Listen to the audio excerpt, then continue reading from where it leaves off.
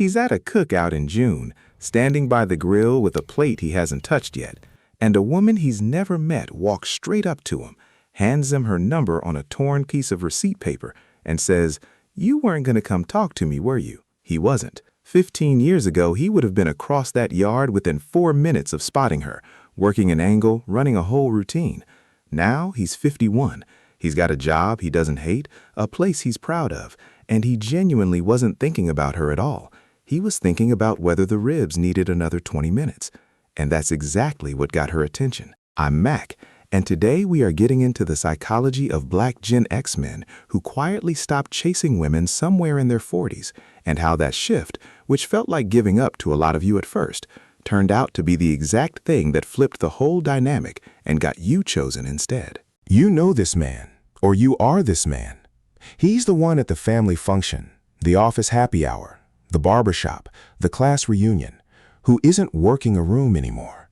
He's not pulling out a phone number game, not doing the calculated compliment, not positioning himself near the prettiest woman in the room like it's a strategy session.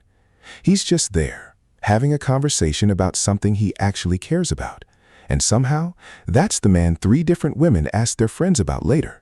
Meanwhile, the guy who's still running the older playbook, still chasing, still performing, is striking out more than he ever did at 25. Something structural changed, and it's worth understanding what. Let's start with what the research actually says about pursuit and attraction, because there's real psychology under this, not just vibes. Back in 1979, researchers ran a study that's become known as the closing time effect. They had people rate the attractiveness of others in a bar at 9 p.m., 10:30 p.m., and midnight, right before last call. As the night wore on and the pool of available people shrank, people rated the remaining crowd as more attractive, not because anybody's face changed, but because scarcity itself was doing the work. That effect has been replicated multiple times since, especially for people who weren't already in a relationship. Availability moves the needle on attraction independent of anything else. A man who's chasing is broadcasting the opposite of scarcity.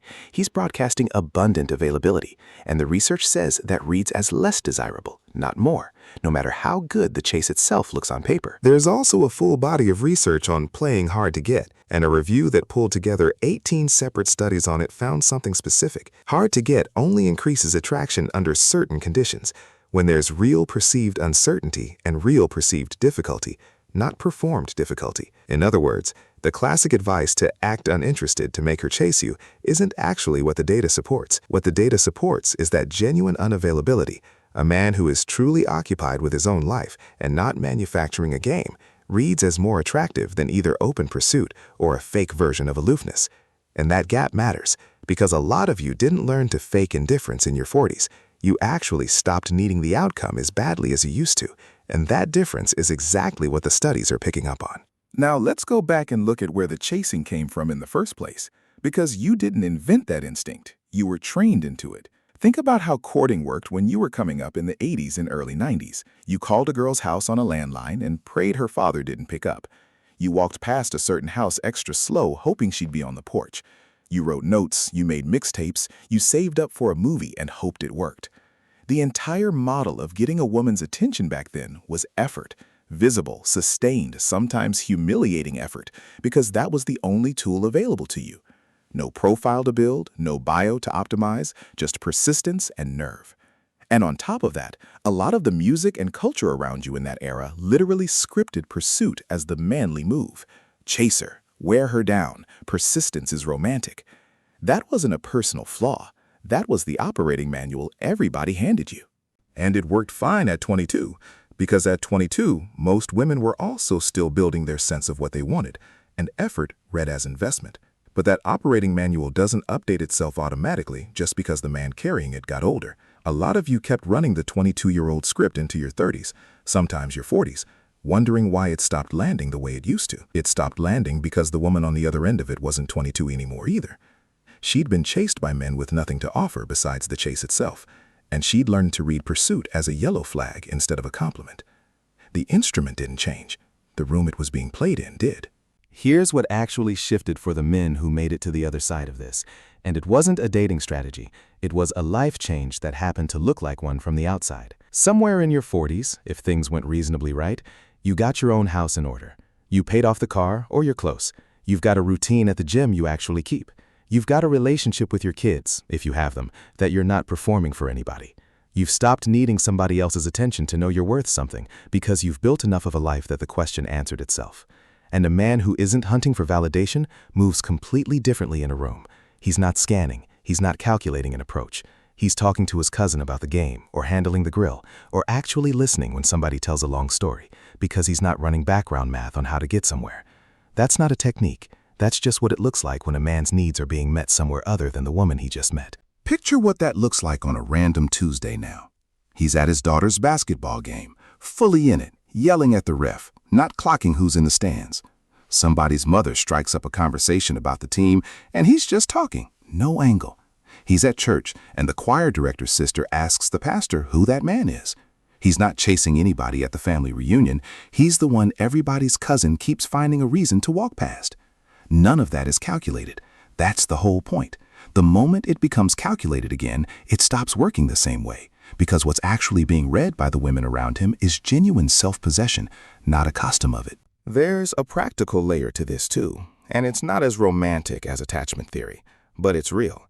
A lot of you hit your late 30s and 40s carrying a divorce or a bad breakup that cost you money and time you're not getting back, and the version of chasing you used to run wasn't free. It cost gas money, it cost dinners, it cost emotional bandwidth you needed for your kids or your job. At some point, the math stopped working.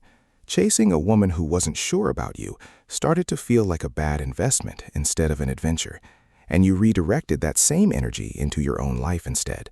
The gym, the 401k, the business idea you'd been sitting on for a decade. That wasn't philosophy.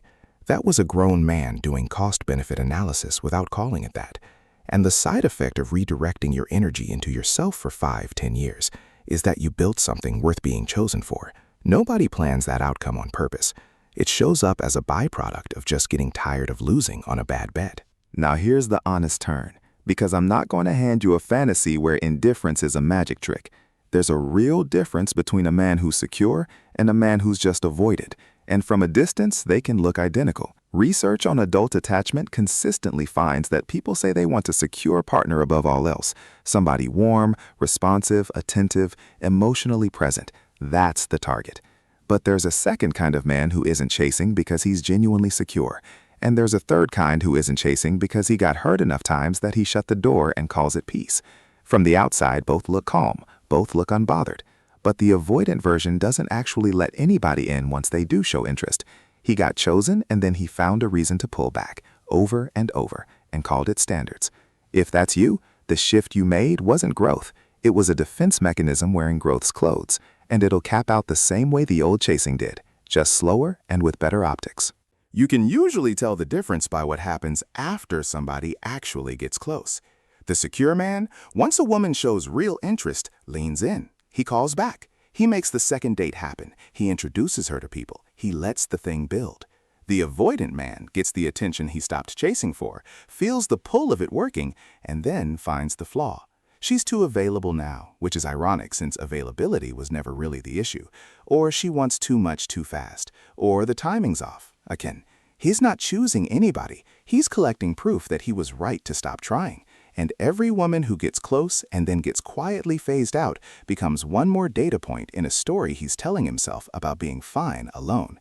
That's not peace. That's a well-dressed wound. And it'll keep producing the same result no matter how many women walk up to him at a cookout. And there's a version of this that shows up in older men who never got the memo. And it's worth sitting with for a second because it's a warning, not a punchline. You've seen him.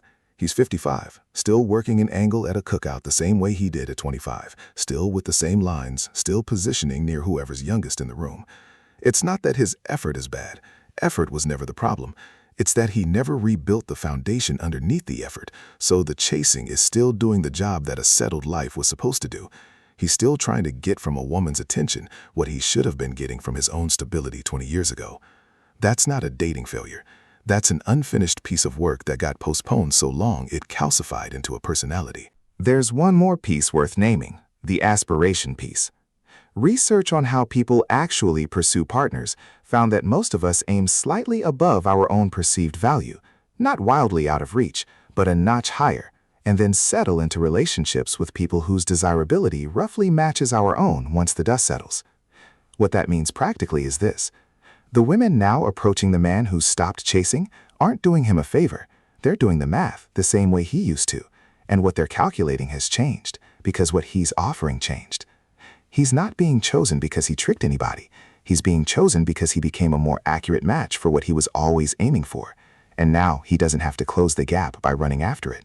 So here's what I'd say to the man who recognizes himself as still in chase mode. The fix was never learning a better line or a colder posture. The fix is unglamorous. Get your actual life in order first, the finances, the health, the relationship with yourself, until you're not walking into a room needing anything from anybody in it. That's the whole mechanism, not a trick, a byproduct. And to the man who already made that shift and is wondering why it's not translating into anything real, check whether you're secure or just guarded. Security lets someone in once they show up. Guardedness collects attention and hands out nothing. Only one of those is actually going to end in something worth having. Here's where I'll leave it. The men who stopped chasing didn't discover a secret. They stopped needing the thing they used to chase, and that single change rearranged everything downstream of it. Nobody handed them game. They built a life solid enough that the chase became unnecessary, and the room noticed before they did. Thanks for watching. I'll see you in the next one.